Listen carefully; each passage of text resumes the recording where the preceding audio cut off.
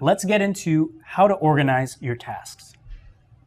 Now that you know how long each type of task will take, map it out over your schedule. This will be that game of Tetris where you're trying to fill in all of your team's available time with as many tasks that can comfortably fit in.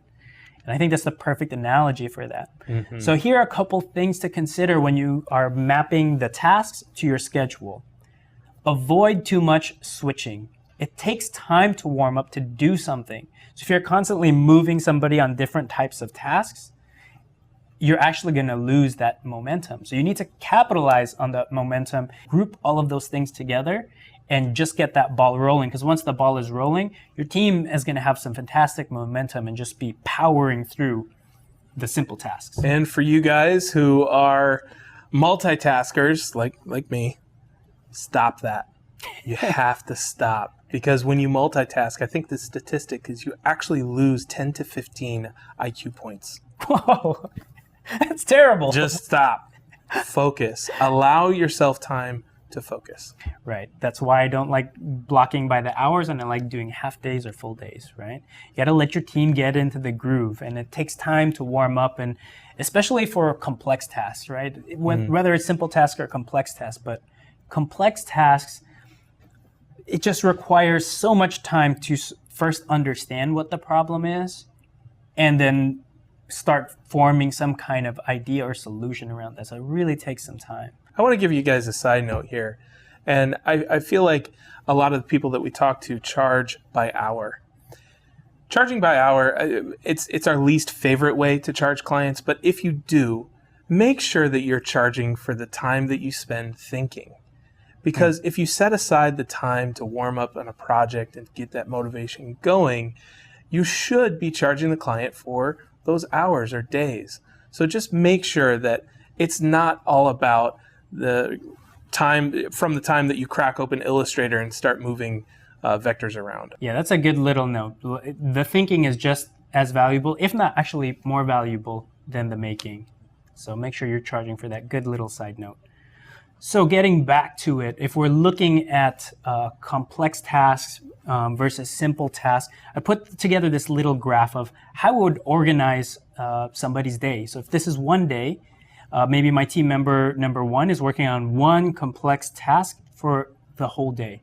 Uninterrupted, I'm letting that person focus. I'm not going to bug them on progress. I'm going to just let them focus. Versus team member number two, they have a lot of little tasks, and maybe one is towards one effort and one is towards another effort. So I'm going to block those parts out of the day. So a half day will be focused on this group of tasks here in green, and then the second half of the day will be focused on the other simple tasks, just so that they can keep that momentum going. And that guy's all about the Game of Thrones. That's right. He's watched the entire series by now. So now let's look at those same team members over a week. Over a week, this is what it would look like. So I have these long lines which are representative of complex tasks, and all of these little circles are simple tasks.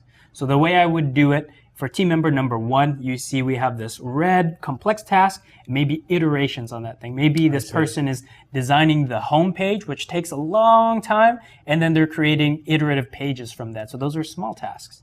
And then later in that week, maybe Thursday and Friday, they're moving to a completely different effort.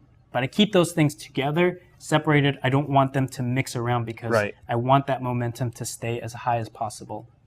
And then team member number two is just another example. So for the first part of the week, I gave him a bunch of small tasks. But as you can see through the rest of the week, I started assigning him some complex tasks where he just needs to block out whole days to focus and then make iterations later. Hopefully this color coordination helps you guys visualize what that might look like and how I'm grouping together these types of tasks. I'm also noticing that the colors don't switch between team members too. That's so right. you carry that momentum through and allow that single team member to complete a thought. Right. Yeah. If you're playing hot potato with complex tasks, it doesn't really work. It's really tough unless you guys are effectively collaborating on something. But most of the time, I like to silo my team members out because it helps them focus. I feel like when we have multiple team members doing one task, once it's everybody's assignment, it's nobody's assignment, and things don't get done as effectively. Right. When people pick it up and they're the only person to complete the task, 100% of the time it gets done, and it gets done well.